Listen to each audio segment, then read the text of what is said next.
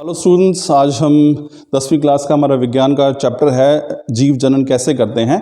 इसका तीसरा लेक्चर हम आज स्टडी करेंगे। छोटा सा टॉपिक है आज हम स्टडी करेंगे और ये बोर्ड में कई बार पूछा गया है, हरियाणा बोर्ड में स्पेशली इस प्रश्न को कई बार ये प्रश्न देखा गया है।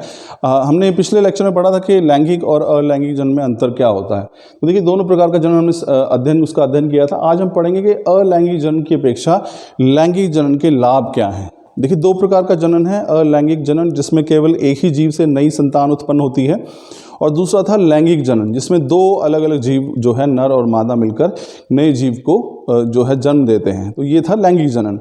अब हम पढ़ेंगे कि लैंगिक जनन जो है वो लाभकारी किस प्रकार से है। अलैंगिक जनन की अपेक्षा, जहाँ पे केवल एक ही जीव भाग लेता है, उसकी अपेक्षा लैंगिक जनन जो है वो लाभकारी कैसे है। तो देखिए, यहाँ पे तीन प्रमुख इंपॉर्टेंट पॉइंट है जो हम डिस्कस करेंगे।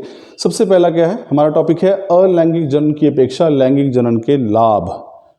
तो हमारा पहला इसमें आंसर का पार्ट है वो है लैंगिक जनन में विभिन्नताएं बढ़ने की संभावनाएं होती हैं। ये हमने उसमें अंतर में भी देखा था कि जो लैंगिक जनन जहाँ पे होता है वहाँ पे जीव के अंदर विभिन्नताएं आ जाती हैं, क्योंकि वहाँ पे दो जीव भाग लेते हैं जनन में, नर और मादा।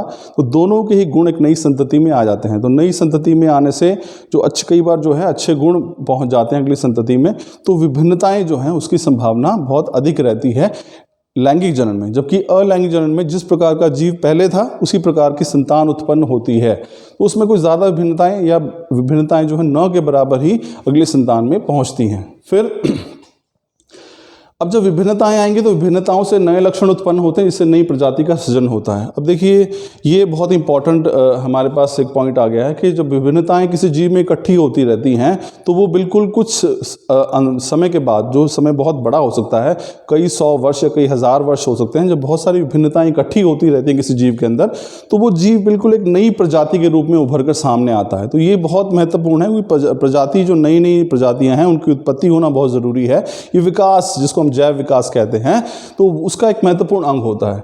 तो ये केवल और केवल तभी संभव हो पाता है यदि जीवों में जनन जो है वो लैंगिक हो। तो उससे क्या होगा, विभिन्नताएं उत्पन्न होंगी। विभिन्नताएं जब बहुत ही ज़्यादा इकट्ठी होती रहेंगी विभिन्नताएं, तो उससे नए नए लक्षण उत्पन्न होंगे उन विभिन्नताओं से, और एक नई प्रजाति का सृजन जो है इस धरती पर हो सकेगा। ठीक उसी प्रकार अगर हम मान के चले कि हमारे पूर्वज जो थे वो पहले वानर थे, तो उन्हीं में नई नई विभिन्नताएं आती गई, नए नए लक्षण उत्पन्न होते गए, तो वो फिर सभी लक्षण से एक नई प्रजाति, इसको मनुष्य कह सकते हैं, वो उत्पन्न हुई, ऐसा कहा जा सकता है, माना जा सकता है।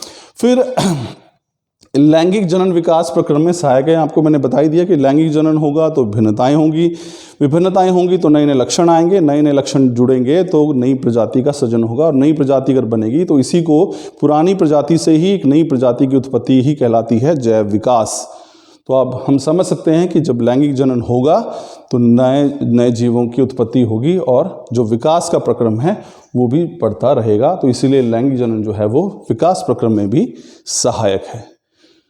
तो आई एम श्योर स्टूडेंट्स कि आपको ये टॉपिक समझ में आया होगा कि लैंगिक जनन अलैंगिक जनन की अपेक्षा क्यों ज़्यादा महत्वपूर्ण है या क्यों लाभकारी है। Thank you.